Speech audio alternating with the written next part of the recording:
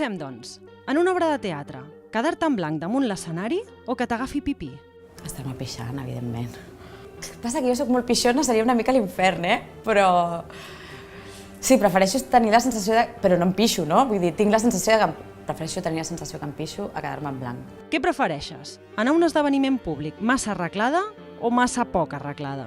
Si vas poc arreglada, sempre pots entrar al lavabo, canviar-te el pentinat, mangar un pintallavis i pujar de to a l'assumpte. Si vas too much, si eres un poco frozen en mitad de la fiesta, és més cantasso, no?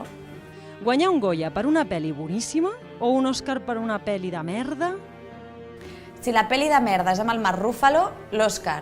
Si no és el Mark Ruffalo, un Goya. I si et dic ser l'amant de Mark Ruffalo o de Pablo Picasso? Hòstia!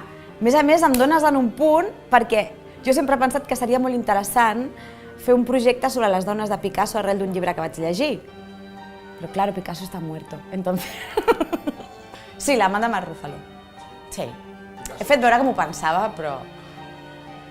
Sí. Només pots escoltar una cançó la resta de la teva vida. L'Empordà o Despacito? L'Empordà. No?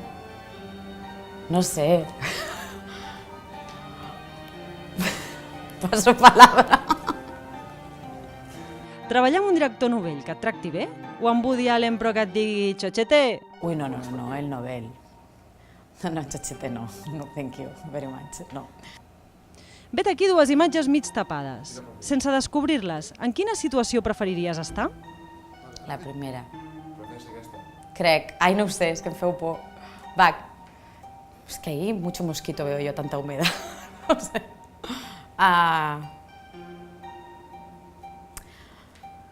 Va, la segona, ara m'has fet dubtar, sóc així d'influenciable.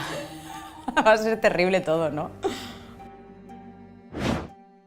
Amunt o avall, dreta o esquerra, gats o gossos, sal o pebre. Em mor perquè jo... Ha muerto un micro. L'ilemes ben negre,